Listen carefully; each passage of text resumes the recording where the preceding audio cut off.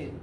And now would be a good time to like the video and to subscribe to my channel. So for over 30 years, Harry Houdini dazzled audiences with his different stunts and superhuman endurance. So what finally put him 6 feet under? The Hungarian-born escape artist jumped off bridges while handcuffed and wearing leg irons.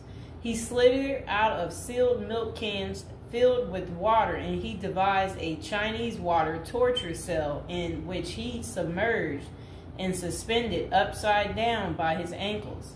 None of those did he. I guess he was able to get out and survive. So Houdini's heart-pounding getaways usually involve a healthy dose of trickery, and but they were also genuine risk. In 1915, Houdini nearly suffocated during a stunt in which he was shackled and buried under 6 feet of dirt.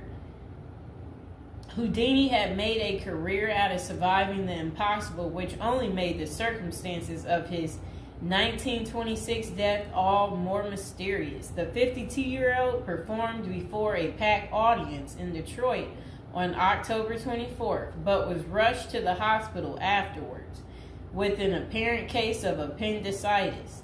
He died just a week later on Halloween, leaving his legions of admirers bewildered. Okay, so an obituary in the New York Times expressed shock at the passing of the man who so often had seemed to thousands to be cheating the very jaws of death. And I want to talk about something else. So I've been to Detroit, and I don't remember anybody talking about Houdini there. And I think they should have had some of his cool, iconic stuff there. But I did see they had Houdini stuff in Las Vegas when I was in Vegas. So, I don't know why they don't have it set up in Detroit. So Houdini's final performance. The strange series of events that led to Houdini's demise had kicked off several weeks earlier on October 11th. 1926, while being shackled into his Chinese water torture cell during a performance in Albany, New York. So it says he was struck on the leg by a piece of faulty equipment. He hobbled his way through the rest of the show, but was later found to have sustained a fractured left ankle. Against doctors' orders, Houdini continued his torture and traveled to Montreal, where he gave a lecture at McGill University. Just a few days later, on October 22nd, he invited some McGill students to visit him in his dressing room at the Princess Theater. The magician's sore ankle was still bothering him, so he plopped down on a couch while the group chatted. At some point, a student named J. Gordon Whitehead arrived and asked Houdini if it was true that he could resist hard punches to his abdomen, a claim that the magician had supposedly made in public. According to witness Sam Smits, when Houdini said the rumors were true, Whitehead abruptly delivered 4 to 5 terribly, forcibly deliberate, well-directed blows to his stomach. Houdini was still reclined on the couch and had no time to prepare for the punches, which appeared to leave him in considerable pain. And now would be a good time to like the video and to subscribe to my channel. Do you like this new series? This is the Death series, and there will be more series to come and more episodes from the Death series as well. And do you like my prison series? And if you haven't checked out my prison series I created just for you, you can go ahead and check out my playlist. And there's also a love spell series that I think you will enjoy too checking out. Okay, so Houdini brushed off the incident at the time, but that same evening he began to complain of discomfort and stomach cramps. His condition only worsened the next day when he boarded an overnight train to Detroit for a new run of performances. The magician developed severe abdominal pain, cold sweats, and fatigue, and his temperature rose to 104 degrees. A doctor suspected appendicitis and instructed Houdini to go to a hospital, but the performer insisted on taking the stage for his opening night show at Garrick theater. Isn't that really funny? He still wanted to work even though he wasn't doing so well. Okay, he proceeded to struggle through his routine before collapsing immediately after the final curtain. The show would be Houdini's last. The same night, he was taken to a Detroit hospital and prepared for surgery. Doctors successfully removed his appendix, which was found to have ruptured several days earlier, but it had already poisoned his insides. Despite a grim prognosis, the magician clung to life until October 31st, when he died with his wife Bess and his two brothers by his side. The official cause of Houdini's death was listed as peritonitis caused by a ruptured appendix. At the time, the magician's doctors firmly believed that the illness was the result of so I guess some guy had given him something backstage during an encounter in Montreal. Okay, so such cases of traumatic appendicitis are extraordinarily rare. One study found only a couple dozen instances over a nearly 20-year period, but in 1926 the diagnosis was widely accepted.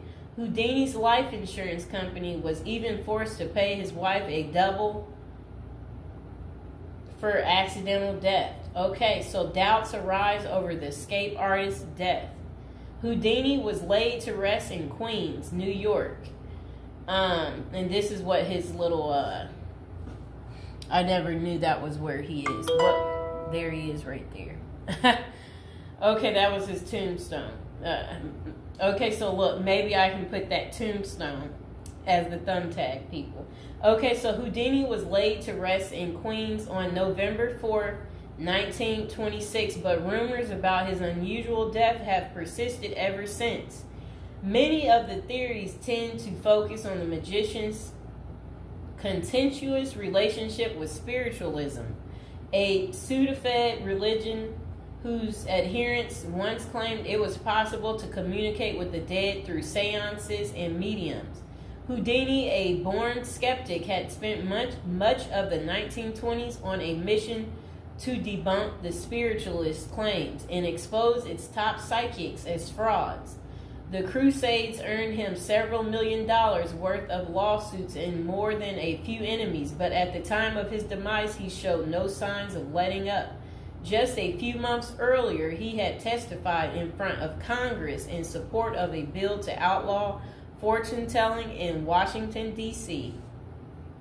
Could Houdini's meddling have gotten him killed? In the 2006 biography, The Secret Life of Houdini, authors William Kalash and Larry Sloman contend that the magician's death may have been a carefully planned assassination by members of the spiritualist community. If one were to suspect Houdini a victim of foul play, they write, then the section of organization crime that was composed of fraudulent spirit mediums must be considered likely suspect. Okay, so Kalash and Sloman argue that the spiritualists had a history of poisoning their enemies, and they note that no autopsy was ever performed to confirm Houdini's death. I wonder why. So his death was actually caused by appendicitis. If someone were hell-bent on poisoning Houdini, it wouldn't have been very difficult, they concluded. Considerable debate has also focused on J. Gordon Whitehead, the McGill student who supposedly delivered the potentially fatal gut punches to Houdini's Montreal dressing room. In the 2005 book, The Man Who Killed Houdini, author Don Bell floated a theory that Whitehead may have been in league with the spiritualists, some of who had previously threatened to harm Houdini or have him beaten up. Bell concluded that there was not enough evidence to connect Whitehead to any kind of criminal plot, but others have argued that he was an enemy agent who stalked Houdini during the magician's time in Montreal. Okay, so was Houdini murdered? The true cause of Houdini's demise may never be known for sure, but the majority of scholars tend to dismiss the murder theories as mere speculation. For them, the more pressing question is whether Houdini's ruptured appendix had any connection to the stomach blows he received a few days earlier. Don't forget to like the video, and if you're new to the channel, go ahead and hit that subscribe button. So while the evidence shows that such conditions is indeed possible, many consider it more likely that Whitehead's punches simply caused Houdini to ignore an already existing case of appendicitis. By the time the magician finally sought out treatment, the theory goes it was already too late. Interestingly, perhaps the most sought after source for information about Houdini's death is none other than Houdini himself in what amounted to his ultimate test of the spiritualist's claims. The magician promised his wife Bess that he would try to communicate with her from beyond the grave. Bess went to hold an annual Houdini seance for 10 years before finally abandoning the search in 1936.